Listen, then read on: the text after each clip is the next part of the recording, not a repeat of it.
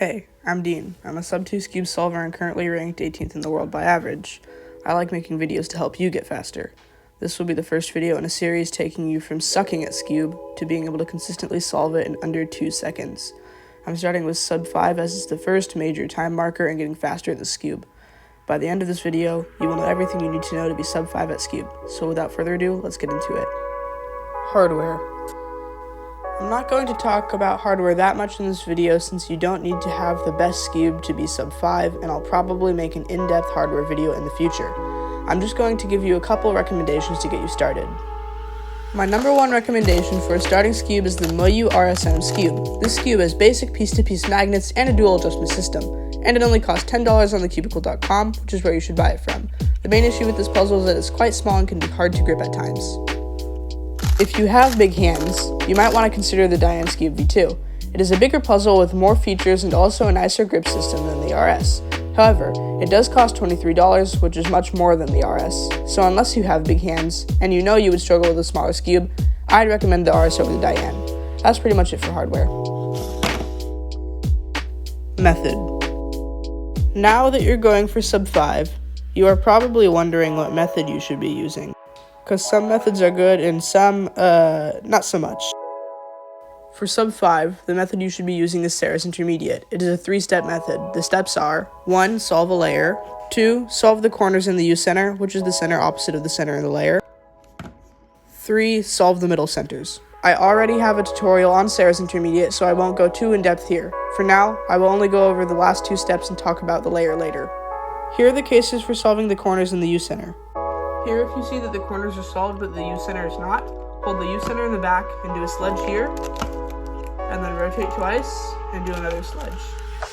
And that will put the U-center on the top. Here, if you see that you have a pie pattern where none of the corners are solved, and the U-center is in the back, or the U-center is in the front, then we're basically going to do Meagher's method.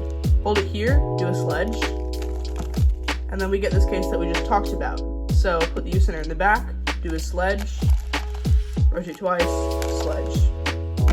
Here, if we see that we have pi, but we see this bar that sort of like points to the left, like that, this is called a sledge block. We're going to hold it here and do a sledge, and there you go. And here, if we see that we also have pi, but instead we see that this bar sort of points to the right, this is called a hedge block, and we're going to hold it here instead and do a hedge, like that. So that's the same thing with a sledge, but just reversed.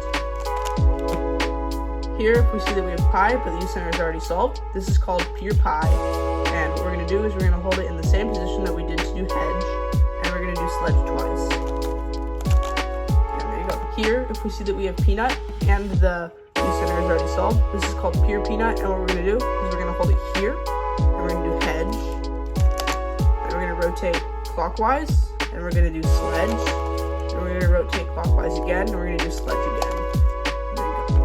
Here, if we see that we have peanut, but the U-center is in the back right, like this, then what we're going to do is we're going to hold it here, and we're going to do sledge, then we're going to rotate counterclockwise and do hedge.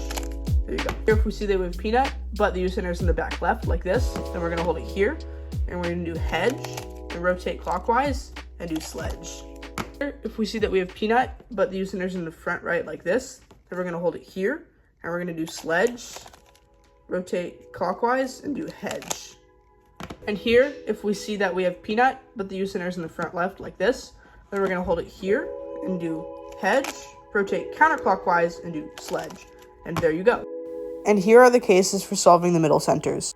Here, if you see that all of the middle centers are opposite of where they need to be, then this is called an H-perm. And what you're going to do is you're going to hold it from any of these positions, and you're going to do a sledge, and then you're going to rotate twice, and you're going to do a hedge, and then you're going to rotate twice, and you're going to do a sledge, and that will solve the cube. Here, if you see that the middle centers have to swap with each other and you're moving places, then this is called a Z-perm, and there's 2 different algs that I want to show you for this because they are both pretty simple, and you can kind of just pick whichever one you like more. So the first one is holding it here, where these 2 swap and these 2 swap, and you're going to do this algorithm.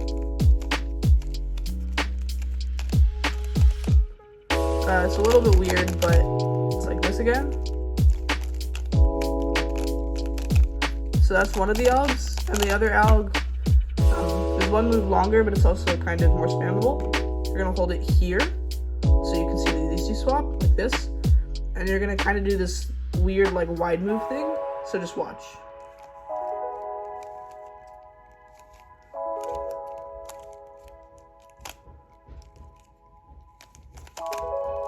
So I like to think of this alg as doing like RU, and then doing a sexy move, RU, R prime, U prime, and then coming here, and then just doing this trigger.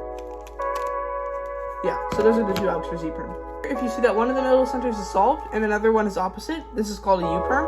You want to hold the solved one on the bottom and the opposite one facing you, and you're going to do a sledge, rotate twice, sledge again. You will notice that this is the same algorithm as what we were doing during putting the U center on the top, where you held this center in the back and did a sledge, rotate twice, sledge again. So those are the same algorithm. That's pretty much it for method. Layers. For Sub-5, you want to start learning how to plan your layers and do them somewhat efficiently.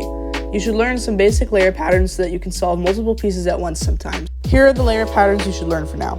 Here's the first layer pattern. It's just a basic 3-move insert. So you can see that this piece needs to go in here, and you need to twist it. You can see that this white sticker, which is the face color, is on the side. So for this case, you just want to do the first 3 moves of a sledge. So like this. Just like that. Here's another layer pattern. This is the mirror of the first one. You can see it's another 3-move insert. You can try to put it in, it will be twisted, and the layer color is on the side. So for this case, you want to do the first 3 moves of a hedge. Like that. In this case, this corner has to go here, but if we put it in as twisted, and we can see that the layer color is on the top. So what we want to do here is we want to move it to this spot, and then just do the insert that we already learned. Like that. In this case, you can see that this corner needs to go in here, and once again, if we try to put it in, it's twisted, but this time the layer color is on the top. So it's the mirror of the last case that we just did. So in this case, we want to move this corner here, and then do this second insert that we learned. In this case, we can see that this corner is twisted in its spot, and we can see that it needs to rotate counterclockwise. So in this case, what we want to do is hold it here, and take this corner out like this, and then do this insert, this first one that we learned. In this case, we can see that this corner is also twisted in its spot, but this time it needs to rotate clockwise. So in this case, what we want to do is we want to do the inverse of the first case that we learned, and that looks like this.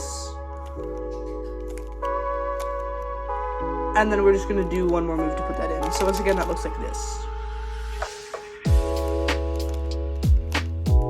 In this case, you can see that both of these corners are twisted in their spots, and they sort of like point that way. You can imagine a circle around the cube. You'd be going that way. In this case, you basically want to do a back sledge, and that looks like this.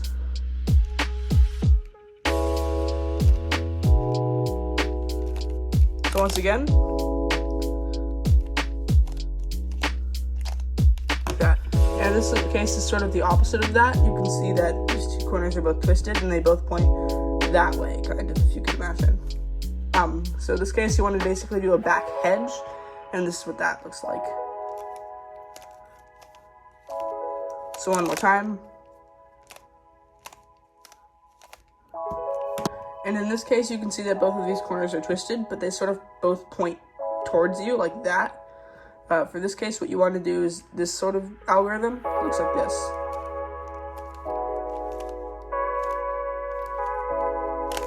One more time.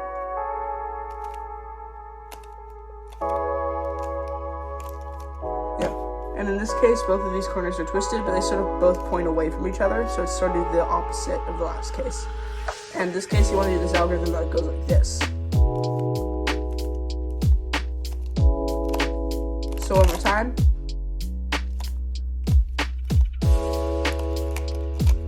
Yeah. Planning your layers comes with practice, but I can give you some tips for how to practice. Go to cstimer.net and open a new session.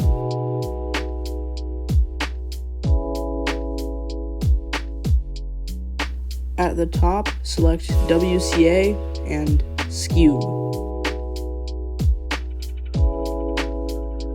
This will give you Skewb scrambles. You can also use this scramble type to practice normal solves. Do a scramble and pick a layer. Plan as much of it as you can. Then close your eyes and execute your solution.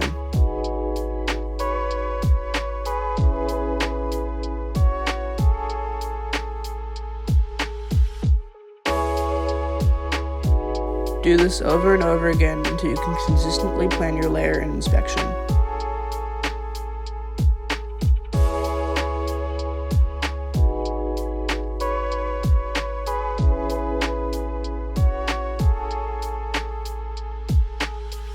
Note that you don't have to solve the cube between scrambles. Just do the layer and press next scramble. Once you get consistent, you can turn on inspection and settings to try and plan your layer in under 15 seconds.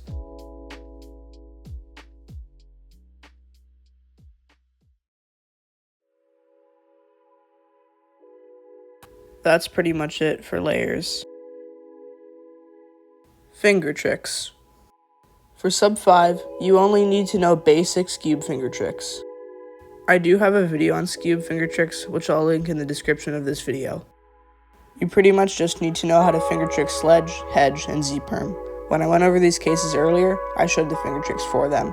You should also know how to fingertrick the layer patterns that you know.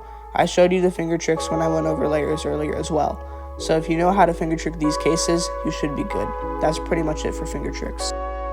Other tips. Here are a couple of skip cases in Sarah's Intermediate.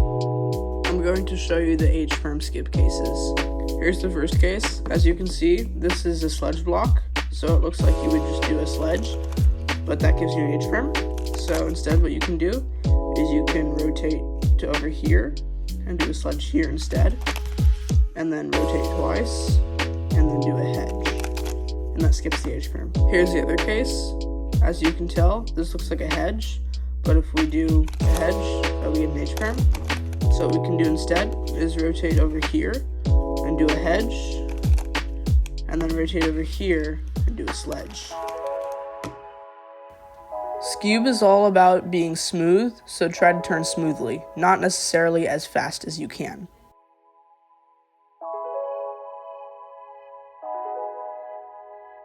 That's pretty much all the extra tips you need to be Sub-5.